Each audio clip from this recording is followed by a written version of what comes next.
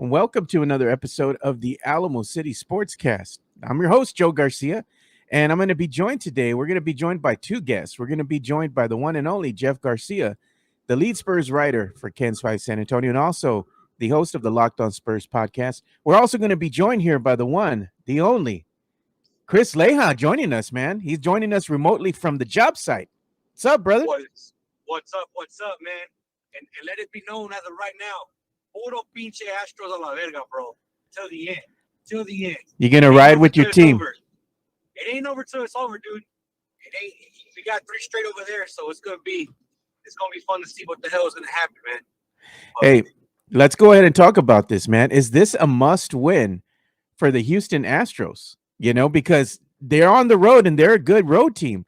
But I'm telling you, man, I got a different feel about this Rangers team. This isn't the team of old that chokes games away now. This Rangers team has a different vibe. So do you count this as a must win for your Houston Astros? I'm gonna go ahead and say yes, man, because if we go down 3-0, I mean, like I said, you got 3 straight over there, and the Astros have been a better road team this season. You could still win 2. You win game 4, you win game 5, but then you come back home and you're down 3-2. Game 6, you know, I'd rather them come back up 3-2. You know, I still have, you know, I said in 6 games, so I got to stick with it. So now I got to hope that they win 4 straight. But it's baseball, man. You never know. It's not like basketball. It's not like, of course, NFL is you're one and done. That's it. You know, teams have come back from being down 3-0. You know, shout out to the Red Sox for, you know, teaching the Yankees what's up. Red Sox Nation, brother. You know what I'm saying? So, you know, I'll tell you what, man, watching game 2, remember, I told you before the game started, I told you Jimenez that Yordan was going to have himself a game. And sadly, he was the only fucking one that showed up. You know, he had those two big home runs, and then he had that other run that he scored, which to me was fucking impressive. You know, he's 6'6", 250 pounds, and he made it to home from first base. You know, Big Papi was probably watching him thinking, man, I wish I could have done that back in the day. But hey, you know, we can't have a discussion about Texas Rangers without roasting your boy, man, over here. Our boy, Jimenez, man. He was on one. Dude, that right there put him on another level. He took him up a notch again, dude. He's on one. Know,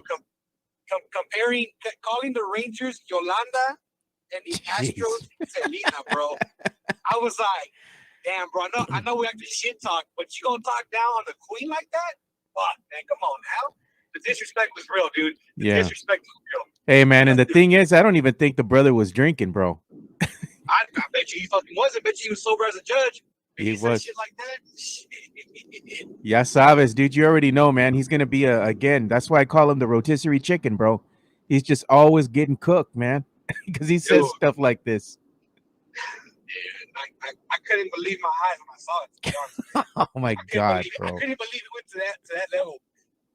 Yeah, he took it to a whole different level, bro. I'm just like, dude, what is up with you, man? Damn. And he says he doesn't do it for the clicks, man. But that one right there, that one was clickbait. That was clickbait, bro. Because you don't say shit like that. Come on, man. You don't disrespect the Queen Selena like that, man. You should know better. Oh man, but, that's your boy. Don't be surprised if he's at the parole hearing, you know, saying, "Come on, you gotta let Yolanda out. You gotta let Yolanda out." Hey man, I'm gonna share this quote, man. I was just scrolling through Twitter, right? So I saw something here that they shared. It was a quote by Derek Jeter, the great Derek Jeter, you know, the captain, man. And he said this. You saw this too. It was on the MLB on Fox, and he said this Houston team is great on the road just because they're down 2 games. It's not over. He goes, we've lost this series being up 3-0. I don't want to bring it back up, but my point is everyone in this Texas Rangers clubhouse knows this series is not over. And that's the thing that I was talking with you about before we got on air. The Rangers know this series is not over, and the Astros themselves are capable of winning on the road. They play better on the road than they do at home. Oh, for sure, man. For sure. So, yeah, that's one of those things, man. Like I said, in baseball, we've seen it happen before where a team goes up 3-0, you know, and the bats get hot and the pitchers get cold, you know. and this whole thing can turn around up in Arlington today. And if the Astros can pull it off, it has to be one of those statement wins where you got Max Scherzer on the mound today. He's back from injury, so the Mac is back. Yeah, if you can take advantage of, if he's coming back from a long layoff and he's not, as hot as he usually is, then you like I said, you have a real good chance of taking advantage of that, and setting the tone early in the game and taking off from there. But what I'll give the Rangers manager credit is he doesn't get nervous. No, neither do his pitchers, because you saw Uvalde, he had the bases loaded with 0 outs, and he had Diaz come up to bat, he had Altuve come up to bat, and he had Bregman up at bat, and he fucking didn't flinch, with the bases loaded, and he was able to get all 3 guys out and end that inning. I gotta give respect to that man, because that's cojones right there, bro. That's huevos. That's balls of steel. Not giving up on your pitcher and letting him. He got himself in a mess and he let him get out of it. So respect to that, and we'll see what happens, man. Yeah, not Jose, but David Outwater here. He's talking about the Rangers, and he's saying Rangers have the second best home record. And he says it was a nasty game, Nate, baby. And one of the things that I want to talk about too with this Rangers team, man, is their outfield has been impressive, man. They've made some really spectacular catches, man. Oh, for sure, dude. They've made some good defensive plays. Like you said, they're not the same Rangers of old, man. And you got to give them, their flowers, as they say. And let's just see what happens. Yeah, well, you have Game 3 tonight coming up at 7:03 p.m. is the start of the tip here. So I mean, I'm just glad it's at 7, not at fucking 3 o'clock. 3 o'clock. Shit, you're trying to pour concrete at the same time, trying to keep track of the game, bro. Exactly, bro. Exactly. Yeah, man. This is it's not earlier, but it's a later tip, so it's going to be a lot of fun because people are going to be at the bars, dressed in their Rangers gear, dressed in their Astros gear. Everybody going to be enjoying the game. Hopefully, it's a good one. I don't want to see no pinche extra innings, bro. I hate when it goes 13-14 and it's like 1-0. I'm like, no, but I can't do that. Can't do that. Hey, but I can almost taste that case of beer, Chris Leija. You better not buy me the little sissy cans either, I'm man. I'm gonna buy you the little 8 ounces. The little coronitas, bro. No, hombre, no mames. I'm gonna get you the coronitas, bro. No mames, dude. I'm gonna take that back. Give me the receipt también, cabrón. Go buy me a big boy case, man. 24s. 24s. Hey, man, I still have a lot of Vironga over here in the fridge, man. I got a fully stocked beer fridge, dude. Yeah, I'm gonna have to stop by feature Fridays and shit. Shit, I got like Miller Lite, I got Dos Equis, I got freaking whiskey and bourbon. I mean, you got it all. You're never a dry house, as they say, bro. Yeah, never, Stay man. ready. Exactly. You want to pour? We ain't pouring the cheap stuff here. No plastic bottles. I was like, hey, man, don't bring me no plastic bottles over here. He still owes me a bottle of Buffalo Trace, cabrón. He finished that last bottle. No pinche McCormick's vodka. No, hombre, bro. No, hombre. No. He better pay up too, man. He owes me a case of Buffalo Trace. I'm gonna tell him, hey, homie, next time you pull up in here, you better bring that bottle, brother. Hey, don't even show up. Yeah, for real. Hey, but anyway, the game's gonna be starting at 7 o'clock tonight. It's gonna be a game 3 of the ALCS. And this is something that, fans have been wanting. They were like, oh, are these teams going to be on a collision course to meet in the postseason? And sure enough, that's exactly what happened. But, man, this has been a surprising outcome of this series. I thought it was going to be a little bit closer. Game 2 was a lot closer than the previous game. So I'm hoping that's going to be the case moving forward. Both teams are going to kind of figure each other out a little bit.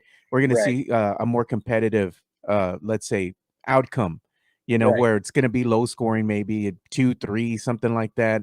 Because, both sides are going to figure each other out a little bit and say, hey, let's go ahead and get this game plan in order here.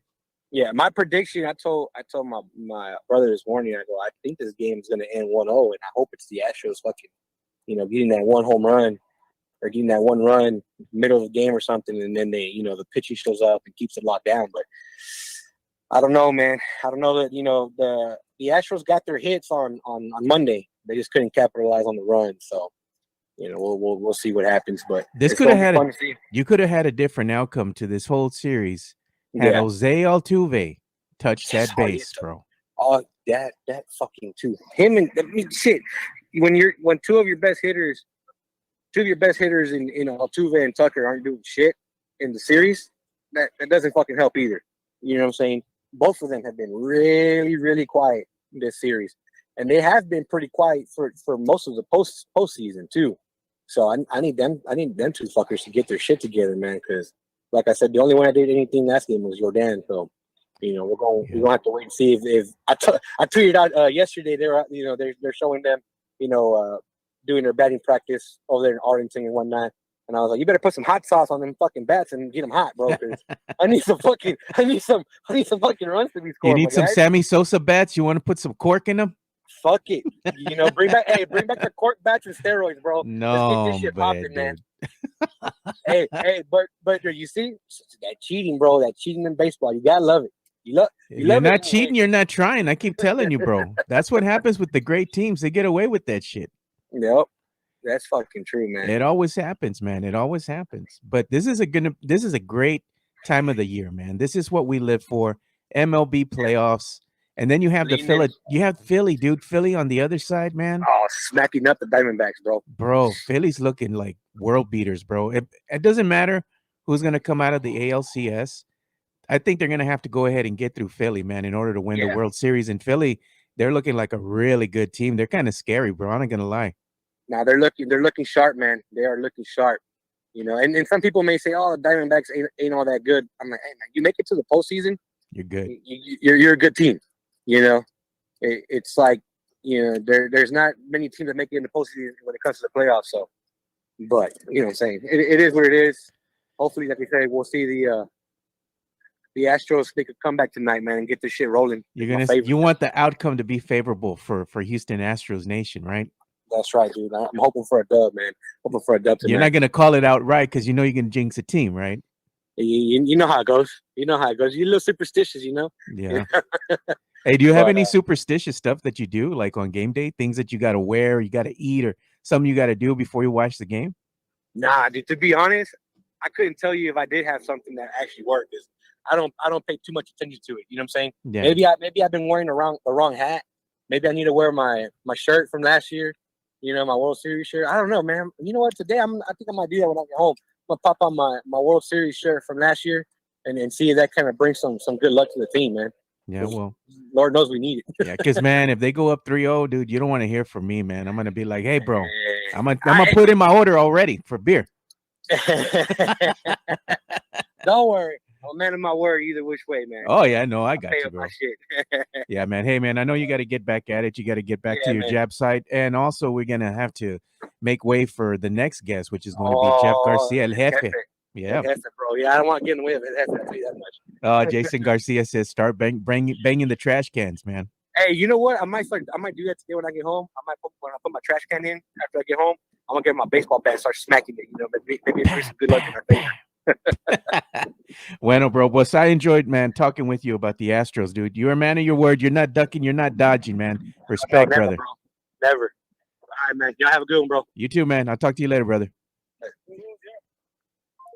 All right, so we're going to go ahead and have a quick ad read here as we go ahead and start reaching out to the one and only Jeff Garcia of the Locked On Spurs podcast. So we're going to go ahead and, since we're going to be bringing Jeff on, we got to go ahead and talk about Los. So here you go. Locked On Spurs is your daily Spurs podcast hosted by Jeff Garcia, the lead Spurs writer for Ken's 5 San Antonio. Jeff has a healthy plethora of guests all the time on the Locked On Spurs podcast. You can also follow Jeff on threads at Jeff G Ken's 5 SA. You can also follow Jeff on Twitter at Jeff G Spurs Zone. So make sure you go ahead and give Jeff a follow not only on threads and Twitter, but also on YouTube at youtube.com/@Locked On Spurs. This is where you're going to be able to find the replay of the Locked On Spurs podcast, make sure to like, subscribe, and share. Yeah, so make sure you go and check out Jeff Garcia at Jeff G Spurs Zone, and make sure you go and you subscribe to his YouTube channel where you can go ahead and watch the premiere of the Locked On Spurs podcast. So without further ado, we got to go ahead and bring El Jefe on. We got to introduce him proper though. We're gonna bring you on. We're gonna go ahead and do it proper, dude. We got to do the whole bit, the whole thing. There we go. There it is. Hey, where did it go? Here comes the money. Here we go. Money talk. Here comes the money. Money, money. Oh, I like that one. That $2 my favorite. Dollar bills, y'all. And they're $100 bills too, I see. They're hundreds, all hundreds. So what's going up, on, Jeff? dude? How's it going, man? We got the graphic up with your plane, your steak, your chain, and everything. I see that. Anything new on this thing? No, not today, man. I might go ahead and maybe I was thinking I might put a celebrity out there with you, man. We got to talk about it. But yeah, we'll talk about it. We'll definitely talk about that. But, We don't want to give away things to the people, man. We want to keep it secret. You know, we might put some of your favorites up here for you. You know, maybe we talk about Transformers, Star Wars, something. Yeah. Put Megatron next to me or something like that. There you go. I like that. So let's go ahead and get down to it, man. We're going to go ahead and talk with you since we're bringing you on. Talk about the San Antonio Spurs. And the Spurs have a game scheduled for tonight. And this is the thing. When the Spurs announce that they have a preseason game, especially on social media, they don't tell the fans how to watch the game. They don't say where the game is going to be aired on. And you know what? We're going to go ahead and dispel all that for you guys right now. If you want to watch tonight's preseason game, and as of right now, Wemby, we are assuming that Wemby's going to be in this game. Yeah. We haven't heard anything. Pop did allude to it that Wemby, Devin, and Trey Jones will be back tonight. Yeah. So the game, you can watch it on the CW35 tonight, which is 4.2. If you're watching over the air, you just go to channel 4 and then go ahead and just hit the dial again, and it's going to be channel 4.2. I believe the game is an early tip, not real early, but it starts at 7 o'clock, right at 7 p.m. Maybe go over a little bit, 7:03, 7:04. But either way, it's not real late, but hey, I'm looking forward to watching the game. Being able to see it on TV is a big plus, Jeff. Wemby might go ahead and play. You know, he's scheduled to go ahead and play. Maybe we'll see him again with Sohan. Maybe we're going to see a little bit of Keldon. We haven't seen Wemby, Keldon, Sohan a lot on the court. And I want to see more of that. What do you think? Yeah. Look, I think these last two games are going to be a dress rehearsal for the big show, which is the opening night regular season. Hence why you're going to probably see Wemby, Vassell, and Trey Jones come back. Now with Keldon and Sohan back in the fold, yeah, you're going to probably going to get a good estimate about which team the Spurs will be trotting out. Right now, I think the biggest question is the point guard spot. We saw Sohan start the last game. He started the previous game. Trey Jones came out off the bench. And, I was at practice yesterday, and Sohan spoke with us saying that he's comfortable running the point, that he learned a lot last year. The last year, there's a lot of ups and downs for him running the point. Some good games, some really bad games, and he started laughing. But so keep an eye on that in these last two games, the point guard spot. And, what a way for the Spurs to end it, too. They go to Golden State, a really good test. Steve Kerr could likely trot out, like, the power players on his roster. Hence, the Spurs will really get an idea of what a regular season game may feel like. So, all in all, it's good. It's good. I did have a chance to talk to Sohan yesterday during practice, and he told me that there are some things that the team needs to work on. And what do they do it? It's defense. Still defense has been the key for this team in this offseason, training camp, mini camp, now during these preseason games. So, look, there's nowhere place to go up but up, because last year, pick a defensive category, the Spurs were just abysmal. So that is going to be something to watch as well in the last two games, how their defense is trucking along. Look, credit to Spurs. They held Houston to under 50 points in the last game. That was without Wemby, that was without Devin, and that was without Trey. So good things are happening. But, yeah, dress rehearsal tonight. Looks like this could be a sneak preview of how the Spurs rotation will look like come regular season. Yeah, and the thing is too, like I believe we're gonna go ahead and see some of the starters for a couple of minutes. Coach Pop will run them out there, but he also has to kick the tires on some of the other younger players because let's face it, Jeff, some tough decisions are gonna have to be made here before the regular season starts and the end of training camp is almost here as the Spurs are gonna end it, like you said, against the Golden State Warriors. Some cuts are gonna have to be made, and I'm sure Oh we're yeah. going to start hearing more and more about that probably after tonight's game, maybe after the Golden State game. But they can't go ahead and carry a roster that they have right now into the regular season. If you have to say, who you think might not make the cut, who are you thinking? I think Ken Burch is probably the obvious. He'll probably be let go. I mean, there was a sighting of him the last game. He played his first game as a Spur since coming, was it from Toronto? Yeah. So he finally played, but I think he might be on the chopping block. Keep an eye on him. Then you got those two-way kids, your Barlows, whatnot. I expect them to just try to play more minutes. You can see them being stashed in Austin for a while, and Sissoko as well. But no, I got my eye on Ken Burch as a likely candidate to be cut. There you have it. So look for Ken Burch to not possibly make the cut. But do you think the Spurs go ahead and waive him? You think he'll make the Austin Spurs roster? No. I think they'll let him go. They'll let Okay. him go, and they get signed somewhere else with another team. I think that'll be the situation for him. But I'm looking at the Spurs team, and one thing I would like to see them do in these last couple of games is try to learn life without Wemby. I think that is something that'll be key for this team. Look, Wemby's going to get his minutes. We get that. But if you can limit his minutes and so this team can learn to play without him, I think that'll be beneficial for the Spurs in the regular season. He'll likely get load managed. I hope, knock on wood, nothing happens to him. But, I would hate for him to become a crutch on defense and offense for this team and just learn life without Wemby. I would like to see that in the last two games. And there you go. But now that you've kind of been to the new Spurs practice facility, the Spurs, I saw that you had but something you put up on Twitter, and you had said the Spurs are actually going to finally, officially open the Victory Chapel Performance Center. You've Yes, been there. sir. What do you think about it, man? It's still in construction. I mean, they're calling it a grand opening, ribbon cutting ceremony. But I was out there yesterday, and first of all, it's kind of difficult to find. Yeah. Like you can see it. You can see it from the highway. I mean, there's no doubt. I mean, it's massive. Yeah. But navigating within that neighborhood is a tough. Especially the Spurs give me a little cheat code. I can get there. So I was able to find it. But when I pulled up to the Capitol Center, I'm sorry, the Performance Center, excuse me. It's still massive construction. We were the media and I were waiting in a room which is on the first floor, and it's just a basic big table, bunch of chairs, and wait up. But when they escorted us to the gym, it's on the second floor. And then when we had to wait outside the gym, there was still, extension cords, sawdust everywhere, incomplete staircases. There were contractors discussing the next phase. I looked outside, and they had this artwork, and it's a picture of a tree, but instead of leaves, a little basketball nets hang from the branches. So that's kind of like a centerpiece, like in front of the Spurs gym. They had a big LED screen. I mean, I think it was massive. They were still working on that.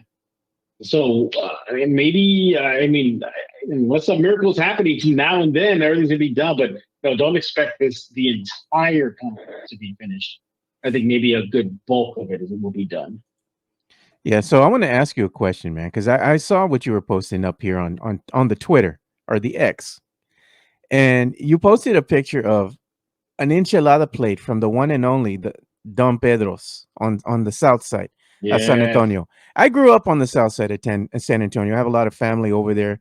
My grandma's house is still there off a commercial, So I saw this. I mean, I'm waiting for my invite, When are we going to go out and partake of? Man, we got to definitely do that, man. We got to do that either during a big lull between Spurs games or now in the preseason before the real games that matter start in next week, I believe, right? Yeah, maybe on the weekend, maybe on a Saturday we can go out and indulge in some Don Pedro's, maybe for a lunch or something. Because that enchilada plate looks pretty good, Jeff. I ain't gonna lie. Can you handle more than one plate? Nah, bro, I can only handle the one plate. I mean, they gave you some good portions over there, especially of the beans and rice, bro. Hey! By the way, I heard a rumor that Chris Leija can handle one plate. That he has to tap out after one enchilada and half a serving of beans, and he taps out in a hurry, man. He can't handle all that goodness. But all in all, yeah, you got Don Pedro's on the south side. You know what? I recommend people just to go up and down South Flores or Nogalitos or Presa. Go down that street because you will find these tucked away hole in the wall They're good. places that are just fire. You gotta go there. You're like, yes, sure, there's Don Pedro's, I get it, and there's Bud Jones on the south side, and Bobby's Cafe, which is a good spot, but go like in between Military Drive and I'm gonna say Division. Go in between those streets, and you'll find some really nice tucked away places. Look at Chris Leija says, "Invita, bro, invita." He wants to. He wants his invite. But he can't handle a full plate. Like he has to get the child's plate. That's what I heard. Oh man, yeah, the child's menu. Yeah. He'll tap out if we get him the grande plate. Yeah, I was gonna tell you, man. The only thing that I didn't like in that picture of that, enchilada plate from Don Pedro, were the onions, bro. How are you gonna serve enchiladas there with like onion slices on it? No, man. Just do them off to the side. That's what I would do. Yeah, dude. I'm not about that, man. But I heard you went to Bud Jones with Jimenez, and Jimenez. Oh no. I didn't go to there with him. He went there. He went on his own. He went there. Yeah, he went on his own. Okay. Yeah, so, he still had slander on it. He spoke blasphemy. Yeah, that's a South Side staple. That is iconic, historic. I practically grew up there every weekend as a kid. For my family going to Bud Jones back in the day. They look. I get it. There's now other competitors for that chicken fried steak, but it's still good. It's a staple, man. And I was telling him he should have tried the Mexican plate. I think it's like the Mexican plate. Or their catfish. Their catfish is really good. Fish is good, dude. Always good. Mm-hmm. Especially during Lent. You always have the was it all you can eat fish on Fridays? Mm-hmm. It's always packed, man, because it's good stuff. But I think Jimenez he was on one. I think he might have still been drunk, bro.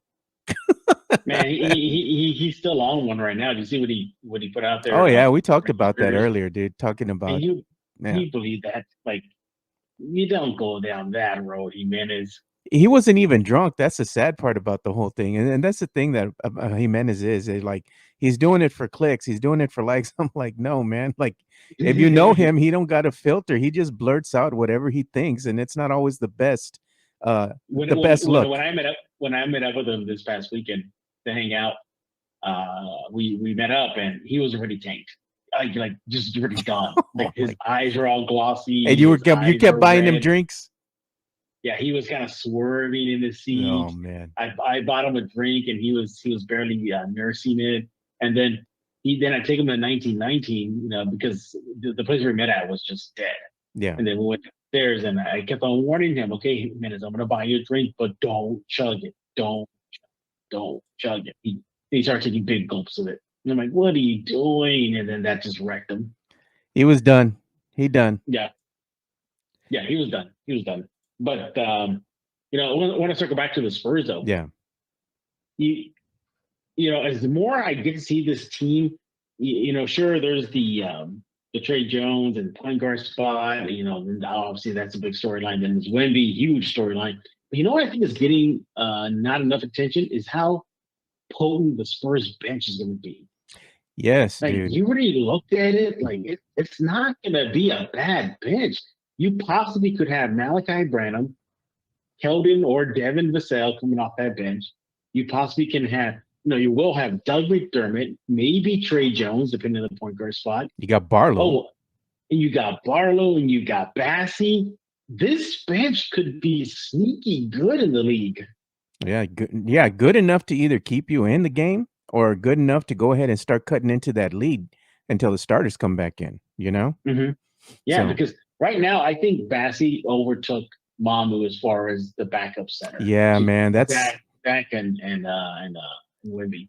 I knew that was going to happen. Mamu they got him back at a discounted price, and they're going to have him there as insurance, which isn't a bad option. I mean, he comes in, he plays with high energy, but he's also a fan favorite. So I know Coach Pop will run him out there once in a while when he's doing the load management thing. But I mean, fans love Mamu. They like the way he plays out there. And who doesn't, man? You got to respect the guy, even though he might get 3 minutes, 2 minutes, a minute here or whatever. He makes the most of it, man. He's exciting to watch when they do roll him out there on the court. Yeah. You think he's going to Austin? I don't know if he'll go to Austin. I think they're just going to keep him there on the bench. As I said, he's going to be like that third option, and he'll come out, if load management, hits that night and Spurs need somebody or someone gets in foul trouble, or Coach Pop wants to just go foul somebody else's big. Mamu, you're up, man. I need 3 out of you, brother. Go out there and foul that brother. Yeah. Yeah. Hey, I'm going to ask you a question here because I saw what's up? this on Twitter earlier. So this is being shared by the NBA Central, and it says Bleacher Report's top 10 duos in the NBA. And of course, they have number 1, Nikola Jokic, Jamal Murray. At 2, they have Giannis and Damian Lillard. At 3, Kevin Durant, Devin Booker. 4, you have LeBron and Anthony Davis. 5, Luka Doncic, Kyrie Irving. 6, Jason Tatum, Jaylen Brown. 8, they have the nephew, which is going to be Kawhi Leonard and George Paul. Number 8, they have Steph Curry, Draymond Green. 9, Butler and Adebayo. And at 10, they have Joel Embiid and James Harden. So my thing is, they have this is the NBA's top 10 duos. The Spurs, who do you think are going to, which teammates do you think here that are going to pair with Wemby? It's going to be that 1-2 punch, which is going to be the prolific Spurs duo moving forward this season. Who do you think that's going to be? That's a good question. That's a really good question. I think it's going to be Devin and Wemby, tell you the truth. I think they're going to be that 1-2 punch. I was going to go with Sohan and Wemby. You think so? Yeah. Yeah, I think so. They play off each other. I mean, Wemby's going to make everybody good on this team. Everybody's going to benefit from Wemby. You put Doug McDermott out there and those wide open shots he's going to get, they'll be like, look at that 1-2 punch, inside-outside attack.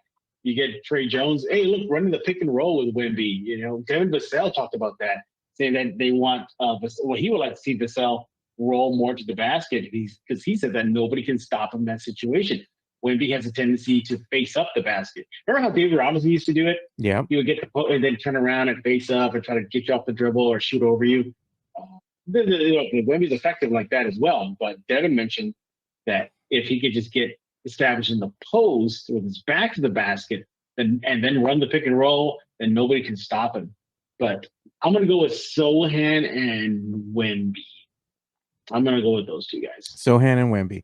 I'm going with Vassell and Wemby. I think they're going to be the 1-2 punch, that duo that's going to really set things afire here in the NBA and be the talk of maybe some of these sports shows on the 4-letter network. Who's this guy Vassell? They're going to act like he's a rookie. I'm like, bro, where you all been?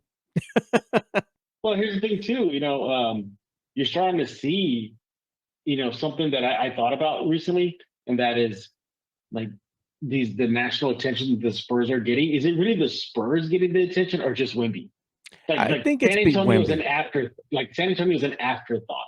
It's No, just Wemby. Yeah, I think what's happening is that everybody's going to be talking about Wemby because he is the number 1 overall pick. Of course, he's going to garner a lot of attention, but as the casual media people, the national media people are watching the team, they're going to be surprised by Sohan. They're going to be surprised by Keldon. They're going to be surprised by Devin Vassell and some of the other supporting cast members that the Spurs have. And they're going to be like, well, where has this team been? And look at how good this guy is. And wow, look at this. Look at him. I never knew he could play like that. And it's because they didn't pay attention to the Spurs in the years when they were no good. Now that they're getting some attention because of Wemby, now you can see who the casuals really are that cover the NBA as far as the talking heads on the big networks that never paid attention to the Spurs in the past. They're going to act like Devin Vassell, like I said, he's a rookie, It's like he's not a rookie, man. It's like the Spurs extended him in the offseason, come on. Yeah. Where you all been? Yeah. And then look, there's another Wemby effect there is that although attention was on him individually, the players in the city, there'd be a byproduct of that, of the Wemby effect of the attention. So I think it'll be kind of like, we didn't know the Spurs had this quality of a player, referring to Sohan, or who is this guy that's coming off the bench, Malachi? So, look, again, the Wemby effect will be in full effect this entire season. But, I look at this roster, Joe, and I'm not going to be surprised if they're a high 30 win team, like 37, 38. Would you be surprised? I wouldn't be surprised. I mean, I would say they're going to win a couple more games than they did last season. Now that they have Wembanyama, and he's going to garner a lot of attention, which leaves some of the other players that are going to be open, like Devin Vassell, Keldon Johnson, Jeremy Sohan, to kind of be able to do their thing a little bit more. So the Spurs are going to remain a little bit more competitive, and they're going to look great. They're going to be a fun team out there in the open court, because you love seeing Wemby running that open court at 7'3", and then just lobbing the ball, throw it in the air. He's going to grab it with that length and just dunk it. It looks like an NBA cheat code. It's like, it's not real, but it's going to be fun and exciting. Exactly, it's going to be fun and exciting. So I'm here for it, man. I can't wait for the regular season to start. I do think they're going to win a couple more games than the Vegas odds makers have them currently projected. What did they have them at? 28 games, I think they said. Yeah, 28 games. Yeah. I think they're going to probably be in the upper 30s, probably 32 to 35, If they win any more than that, like I said, it's just a plus. But I'm not expecting anything as far as, the win projections and what are they going to do? Are they going to flirt with the play-in? Are they going to be going to the playoffs? I'm just going to enjoy the start of the Wemby era, and for what it is, whatever the team decides to do at the end of the day, if they get into the play-in, great. If they don't, that's fine too. I'm going to be excited just to see San Antonio Spurs basketball with Victor Wembanyama. We went through this with Tim Duncan, remember, when he was a rookie? I mean, with the Spurs were already good because they already had a good supporting cast and they had David Robinson. But you added Tim Duncan to the mix, and instantly that made him a lot better. And what happened? Just after 2 years with the San Antonio Spurs, the Spurs won a chip. 1 year. 1 year. It took 1 year for them. Yeah, 97-98 was his rookie year, and then the 99-2000 season. Yeah. Yeah, but that ain't happening for Wemby. No. Spurs fans, don't get ready for a river parade this upcoming season. It ain't happening. Hey, what's going to ask you, though, if we go back and we look at Spurs history, and this is one of the things that I want to talk with you about when you come out and you're a guest on Two Shots is, in this league right now, I don't think you need to be a super team to really win a chip or to be super competitive. But one thing that is clear is that you have to have two very good players. And I'm not saying that they have to both be bona fide all-stars, but you have to have two solid pieces. Right now, the Spurs, they have a superstar, a budding superstar, superstar in the making here with Victor Wembanyama. In order for the Spurs to actually get to that next competitive level, to compete for an NBA championship, to be in that conversation, to put up 50, 60 win seasons, they need that second piece. Do you think that second piece is currently on the Spurs roster, or do you think it's something that the Spurs are going to have to trade for in order to finally be able to get to that upper level with some of the better teams in the NBA? Well, it depends. If you want to accelerate this rebuild, they're still in the rebuild technically, then you make a move, and the Spurs can't afford to make a major move with the picks and the money and the players they have on the roster. So I think ultimately, if they want to go that route, then they're going to have to flip somebody or trade, or hey, who wants first round picks, who wants a lot of money. So I think that's probably their best bet, is just to trade for an established asset, which they can do. That's the thing. They can afford pretty much any asking price that any team could throw at them. And they won't even dent. They won't even dent their war chest of picks and money. Sure, well, maybe a player, a fan favorite would have to go, but not only the Spurs never done that before. Just look at Sean Elliott, look at George Gervin. So Malik Rose. Rose, yeah. So I think they'll have to flip or just trade, see if they works it out. Yeah. Hey, I'm going to talk to you about some news that I heard too as well here. So I'm going to go ahead and hide this on screen. Let's go ahead and bring you back. So I saw this on Twitter, man, and I know you saw this, and they were kind of tagging you, and they were talking to both me and you about this on Twitter. And the word on the street is that Twitter's going to start charging $1 for an annual subscription to be able to post and interact, like, retweet, comment on other people's or on other posts. If they start charging for stuff like that, Jeff, I mean, are you going to stick around on Twitter? I know we have to have a presence on Twitter. I thought that's what Threads was supposed to do. What happened to that? Oh man, Threads didn't last very long, bro. It was like a flash in the pan. It came and then it went. Mhm. You know, Yeah. so it's It's just too. I mean, it's just too ginormous now. You know, it's the go-to now. You it know, is. I can see people forking money over for that. I mean, it's $1 for an annual subscription. It's not like Yeah, they're charging you monthly. You know, so it's yeah, like I think people will pay it. Elon's yeah. I think just so. trying to do money grabs at this point.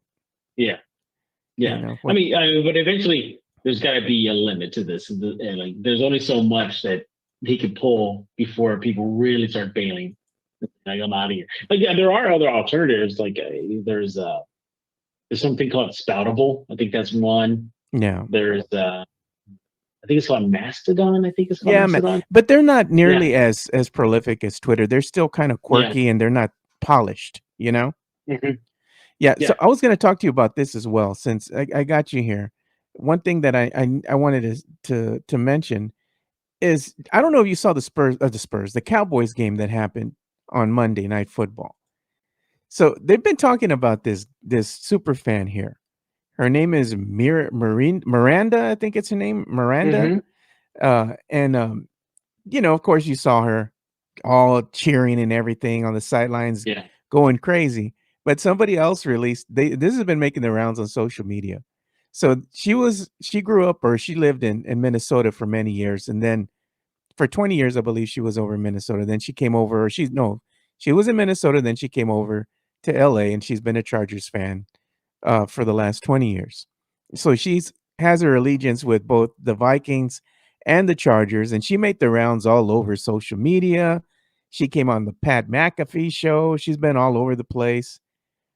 And they're like, "Oh, it has to be an actor, you know." But it's good to see that at least her being a fan, super fan, Hmm. she's getting attention for the right reason, just being a passionate fan for her team, not about saying anything controversial or standing for a cause or, you know, she got caught up in a fight, you know, that makes its way Yeah. on Twitter all the time that we see. There was even a video of a fight recently between the Cowboy fans and Chargers fans at the stadium. I believe it was after the game. I mean, that's a bunch of nonsense. But at least she's getting I guess, her fame, her 5 minutes of fame for the right reason. What did you think about her? Do you think it was staged? A lot of people are saying it was staged, that you know, she's an actor, or you think she's just passionate fan? Passionate fan. I think it's what it is. Yeah, it's gonna come across. It didn't look fabricated. It didn't look staged. I think it's just one of those fans that is gonna get their 15 minutes of fame right now. That's all it's gonna be. Yeah, And they 15. look at the end of the season, it'll just be a footnote. That's all I Yeah. see. Maybe they'll go ahead and do a piece on her as far as, you know, Chargers, you know, the Hey, Chargers get her on nation two out there. shots. Oh man, I'm good, dude. I'm good. I'm good. No, but I mean, it's good to see at least she's getting the attention for the right reason. You know, it wasn't expected.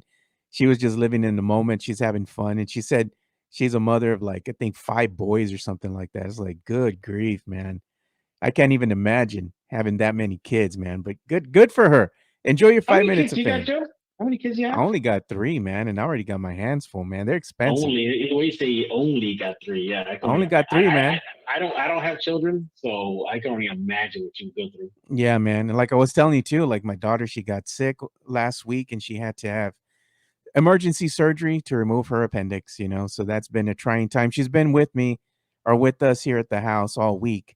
She's not at her UTSA dorm. So we're having to kind of tend to her, you know, but I'm just like, when you going back? I'm getting tired, man. I'm We not got gonna that lie. dad of the year right here on the phone with me right now. When you going back?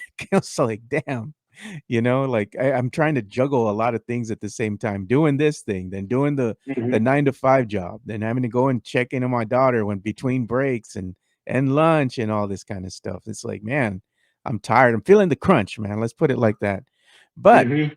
I know that you were another, you know, you had another trying weekend because you were wearing 2 hats. You were not only are you the the lead writer for Ken's Five San Antonio, but the host of the Locked On Spurs podcast. You were Oh also yeah. at the Big Texas Comic Con, like you said. You were geeking out. Right. You were nerding out. You got to go Let me ahead and tell you. meet a lot of actors. Let me ask you something because I didn't ask you this last time we were talking about it. Out of all the people that you interviewed, who was your favorite? Like the person that you were talking with? Man, that is a good one. Number one, I think I would go with Crossbones Frank Grillo. Okay. I met him. Usually, I meet the people I'm going to interview about 30 minutes, an hour before they go on stage with me. Introduce myself. Hey, I'm going to be your moderator. And a really cool guy. It felt like I was just talking to you, or anybody. Yeah, just chilling out. But they had a lot of do's and don'ts. Do talk about this, don't talk about this. That's what their agents would tell me. And one of the things for him was his agent told me, don't talk about him playing Crossbones and being an Avenger and this and that. And Grillo didn't say a word. He didn't say anything. So when it was time to go up, I go up, I introduce myself to the crowd, I warm up the crowd, and bring them on. And remember, we're not supposed to talk about anything that he's doing. Yeah. Then he just opens up. He starts talking about how, if you go back to look at the tape, Crossbones pretty much whooped up on Captain America. I'm glad he did that, because it's hard for fans to it's difficult for the fans to show up, pay good money, come cosplay as Crossbones, and then him not talk about his role. So he opened up the book, and then he talked about that. He even broke news that he's switching allegiances. He's leaving Marvel to DC now. Nice. And he'll be doing voice acting for DC now in the new animated movie. I'm just glad that he allowed that, because there were some actors that have really stuck with that whole don't talk about my acting career, don't talk about anything about me. And people showed up dressed up like them. And they didn't get an opportunity to talk about their favorite character that they played. Number two, I would put the Armorer, Emily Swallow. Okay. They were, by the way, she cut a promo for me for Locked On Spurs. If anybody has not noticed that, that's who she is. She's the Armorer on Mandalorian. I did the Mandalorian panel, and that was the one that took me the most to really contain myself. That's Star Wars. You were geeking out. Yeah. I mean, in front of me is the Armorer. In front of me is Apollo Creed, sitting next to me, standing next to me on the stage, aka Greef Karga on the Mandalorian. Then there's Tate Fletcher, who plays Paz Vizsla in the uniform. That big, you remember him? He's that big, bulky Mandalorian. Yeah, the Mandalorian. He had that big cannon. Yeah, he had the Gatling gun. Yeah. Yeah. That's the guy in the costume. And I'm sitting there next to them and thinking, I'm on the freaking stage with these guys. This is bizarre. Wait, circling back. She was very adamant, like, no, don't talk about my work. Don't talk about my work. Same thing with Carl Weathers, Apollo Creed. He's like, yeah, I can't talk about it. The other guy didn't. Yeah, the other guy didn't care. He's like, I don't give a what. We can talk about it all along. But when I'm talking to Emily, she's like, however, she goes, I think I know a good game. So she had 2 tickets for Fiesta, Texas, and then her and I were trying to think of a contest to win the tickets. So I pitched a impromptu costume contest, like the best Mandalorian person. She shot it down on her. She's like, no, it ain't gonna work. And then she's like, I'll come back to you. So right before they came on stage, she whispers to me. She goes like, we have a contest. So then I'm talking to Carl Weathers, and he goes, yes, here's our contest. And then she interrupts him, and she's like, you know what? I'm just gonna say it right now. So it was any volunteers in cosplay. You had a push-up contest. You had to be in your costume and say lines to your favorite character while you're doing push-ups. And whoever lasted the longest won the tickets. So there's footage of me somewhere, and I've been meaning to ask Big Texas Con to send me it, of myself, Carl Weathers, Emily Swallow, and Paz Vizsla, Tate Fletcher, all in the stage interacting. They did a selfie with me on the stage. I mean, that was fun. That was just a fun thing. And then that made me feel at ease, because I was nervous, because that's me. That's my Star Wars. That's Star Wars. And I'm on the stage with characters from Star Wars. So that was a great experience. But yeah, Emily, she saved me, because I'm like sitting there with her, and I'm like, well, what am I going to talk about? I can't bring up Star Wars. I can't bring up this.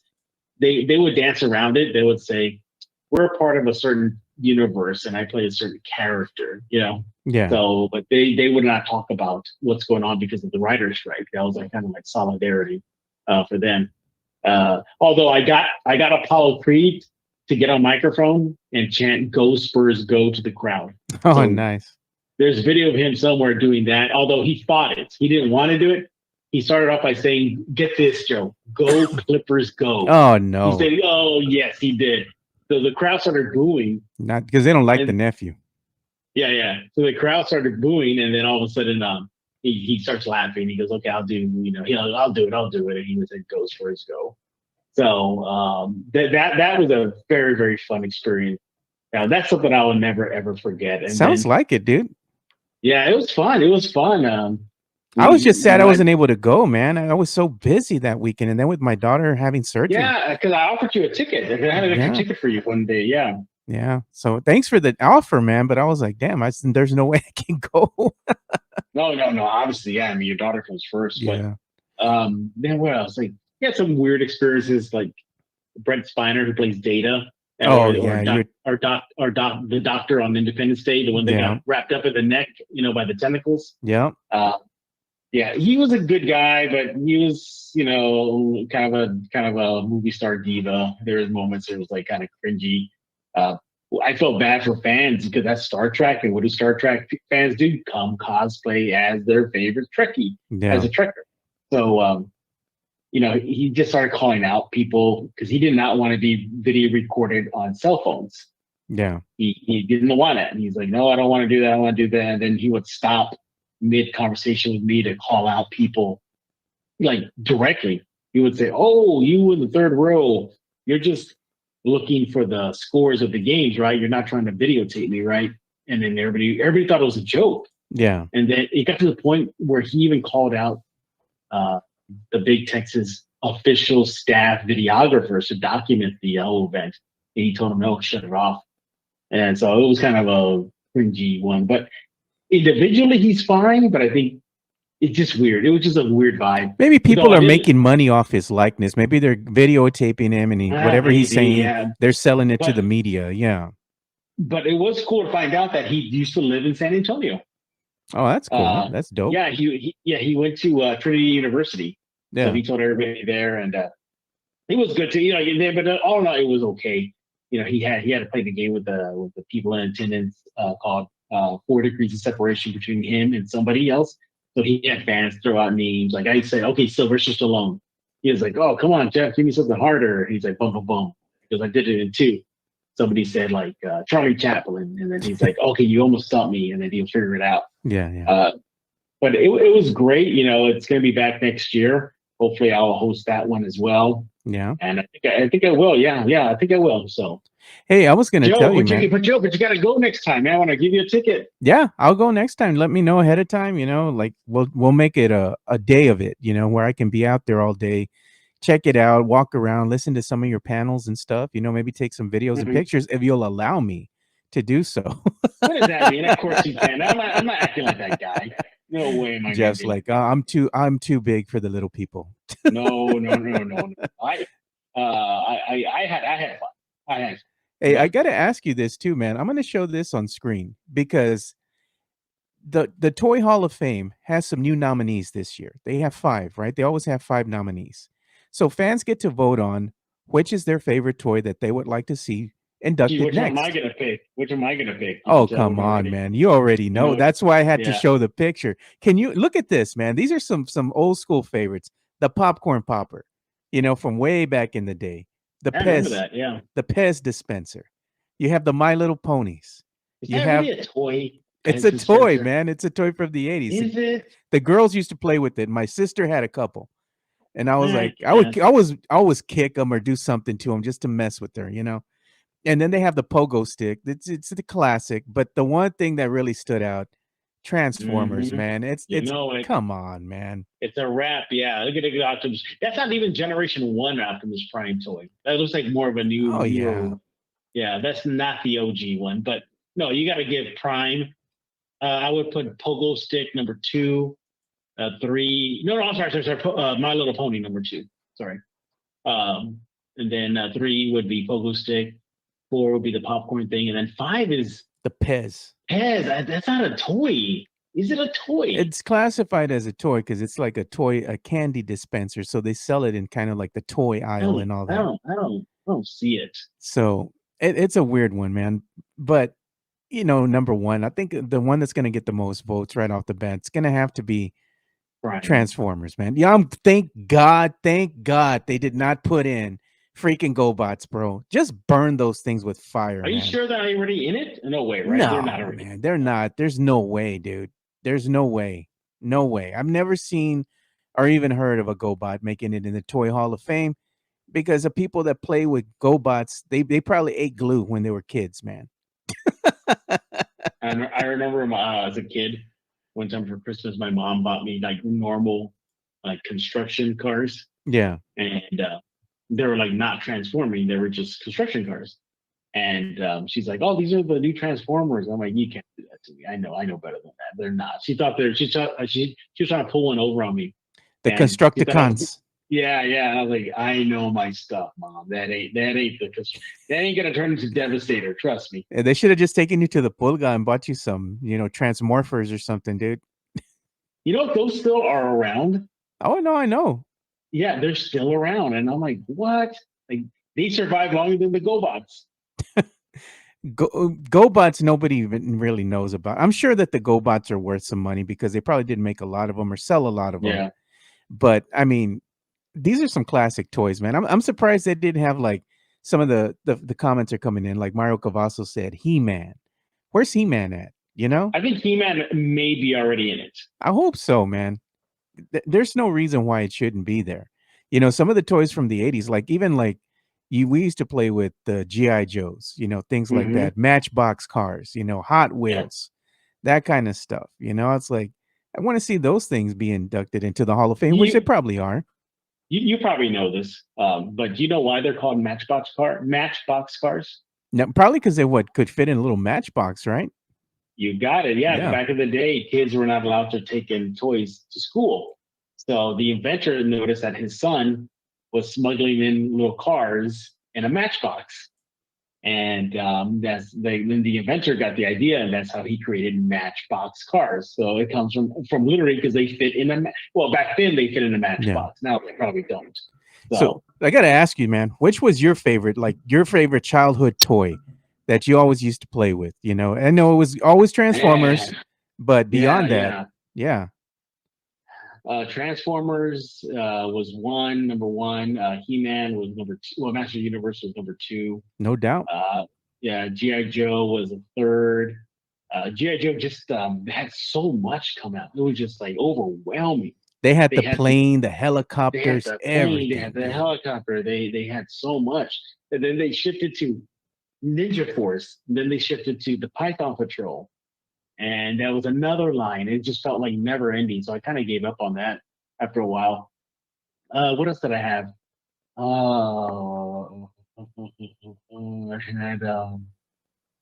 I think. Oh, then I switched to video games. So then there was like the NES, and then so I transitioned to that. Remember Muscles? I had the Muscles. Oh yeah, those little tiny things? things. Yeah. Yeah, I remember I went through a Muscles phase. What else? Garbage Pail Kid stickers and cards. I went through that phase. I had a bunch of them. I wish I still had them. They're all destroyed. Look at Tim Gonzalez. He's putting the NBA is considering going back to East versus West for the NBA All-Star game. I think that, you know what? I think that's a good idea, Jeff. If they go back to the East versus West, because this is getting ridiculous now where they have, this show that says the pick, who's going to make the picks, who's going to take. I'm like, come on, man. Like, just get back to basics. Just go out there and have a good time. Even watching the All-Star games getting a little bit old already, It's boring. Yeah. It's usually All-Star Saturday night and that's it. Yeah. It's even All-Star Saturday night, for example, you got the dunk contest, which is getting a little bit, age. It's age. It's showing its age. It's getting old. They need to revamp that some way, somehow. Do something more exciting with it. The skills challenge is always good to see. It's what I get excited for. 3-point shootout, that kind of stuff. Even watching like the celebrity game, that's kind of funny, checking that out and seeing what's happening. And then they have the Rising Stars challenge. And sometimes you get a spur or two featured in the mix, which is always good. But beyond that, I mean, you're not getting up to watch the All-Star game. You might have it on like I do, but you also have something else on that's just in the background, and you check it out every once in a while. It's not Well- something you're excited about. Well, I'm pretty sure Spurs fans will be watching a lot of that stuff because, look, I mean, for a fact Wemby's going to make the Rising Stars Challenge. He's going to be in. Yeah. There's a possibility, depending how he plays, he could be on that West bench. So I think a lot of Spurs fans will have their eyes glued to this year's festivities. Yeah. Hey, man, since we're coming near the end of the show already, and it is spooky season, it is October. What is Jeff Garcia's favorite go-to spooky movie or horror movie that you got to watch? I like watching The American Werewolf in London, dude. So mine is the OG Texas Chainsaw Massacre. that's your go-to? The original one, not the remakes, the very first one. Because that one, I don't know what film they use, what cameras they use, but the mood and the vibe is just creepy and spooky. Like, it's just weird. And then, like, when you see Leatherface at the end, just like grunting because his victim got away. Yeah. I mean, that was just like weird. So yeah. For me, it's Chainsaw Massacre. The original's in the 70s. Yeah. What's a close second too? What was the name of that movie? Oh, Phantasm.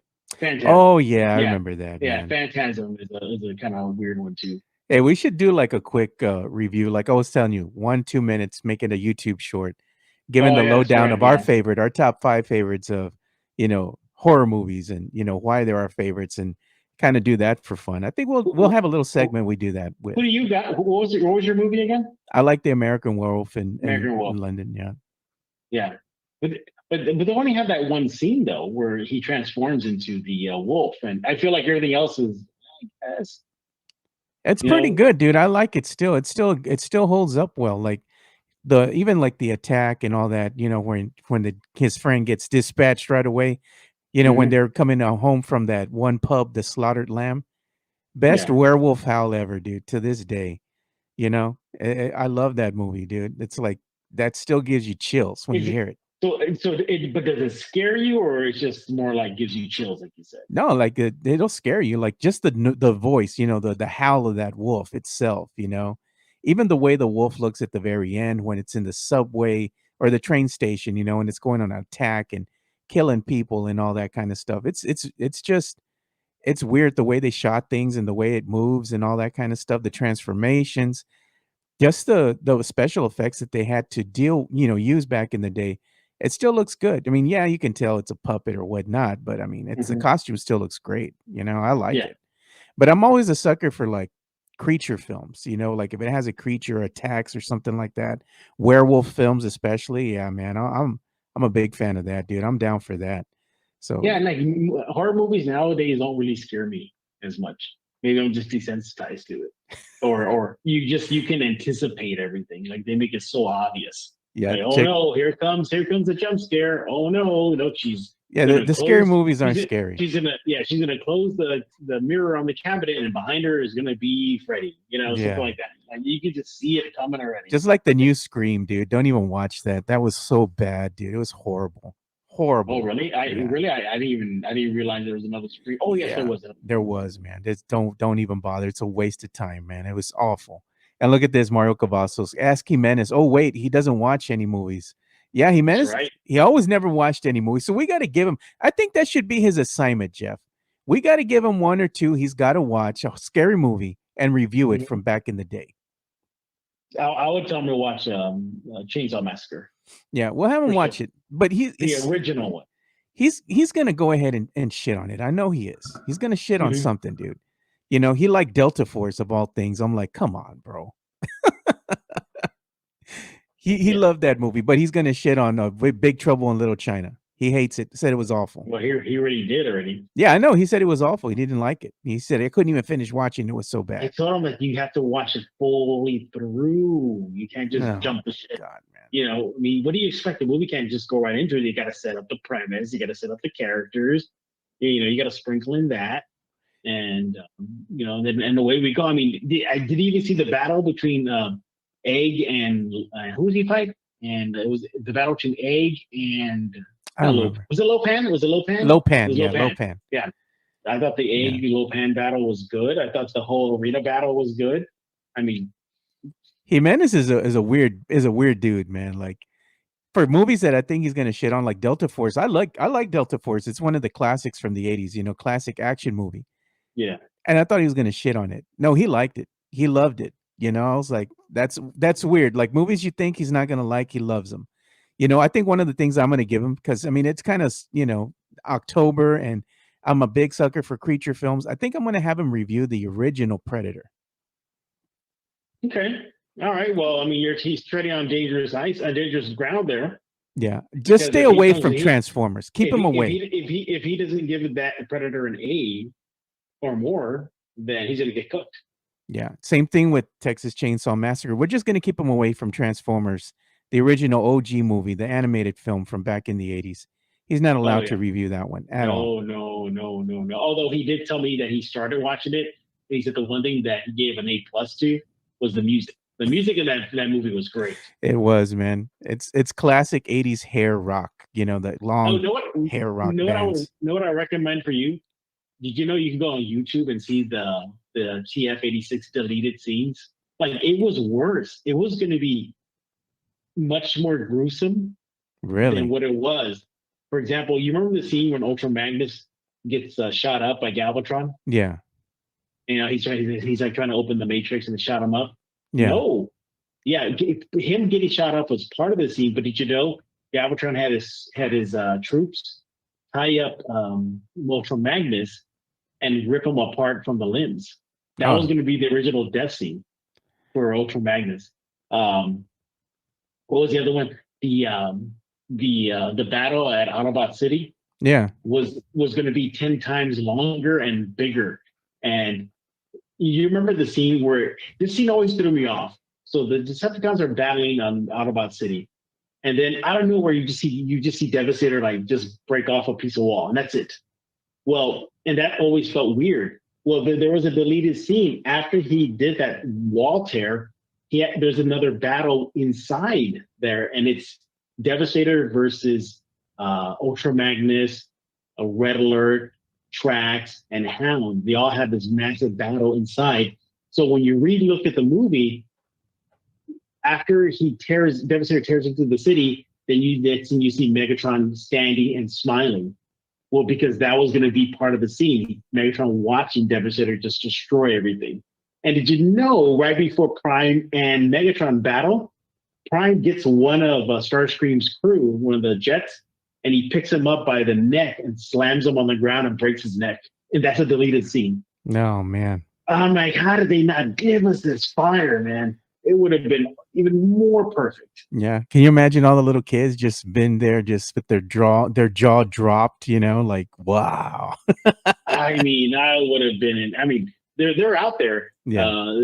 There was another scene where there was going to be a train track around Autobot City. Yeah. And there was going to be like this train, this monorail that goes around and drop off the Autobots.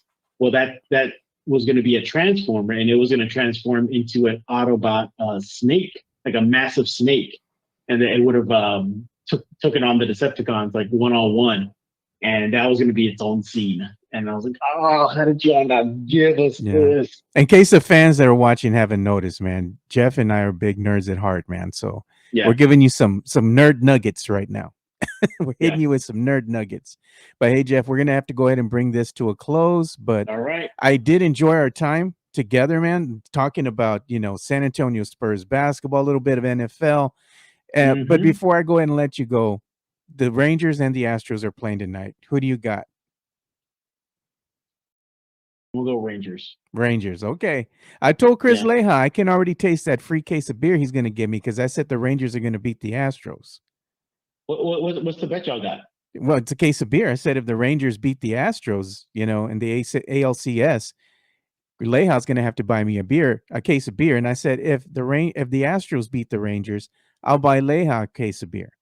And I think Jimenez got in on that action too. So I got to get back with them.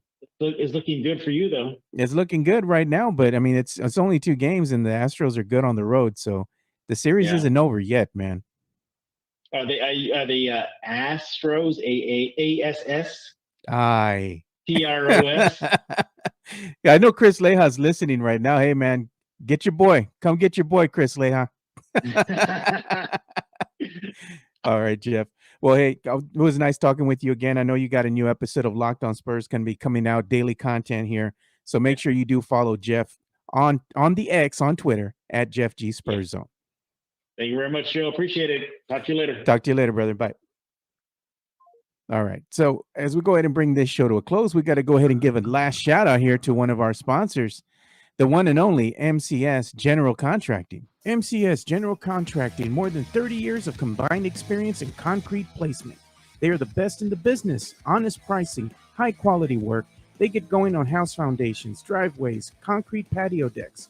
If you want to extend the deck, extend the driveway. If you're a business and you need to put together a slab, a parking lot, or other concrete placement services or sidewalks, reach out to MCS General Contracting at 210-774-9155. They're confident in their skills, so give Chris Leija over at MCS General Contracting a call at 210-774-9155. And thank you for being a sponsor of this show. Yeah, so make sure you go and give our boy Chris Leija over at MCS General Contracting a call. If you need to go ahead and lay a new slab for a foundation, if you need to go ahead and have your driveway repaired, you got any cracks going on with your concrete in any means, go ahead and give Chris Leija a call. And if you're looking into maybe repairing your pool, or you want a new pool, give Chris a call. He can even put in a basketball court in your backyard, paint the lines and everything for you, 3-point lines, free throw lines. They can do all that. And the thing is, if you want it done right and you want it to go ahead and last for many years to come, MCS General Contracting and Chris Leija, they're the ones that you want to go to. Again, their number is 210-774-9155. And like Chris Leija always says, MCS General Contracting has the hardest concrete in the business. It's diamond hard, baby. So we're looking forward to talking with you boys again on Friday as we preview the weekend of sports. So you all stay safe, and we'll see you all on Friday. We'll see you boys on Friday. We're out. Peace.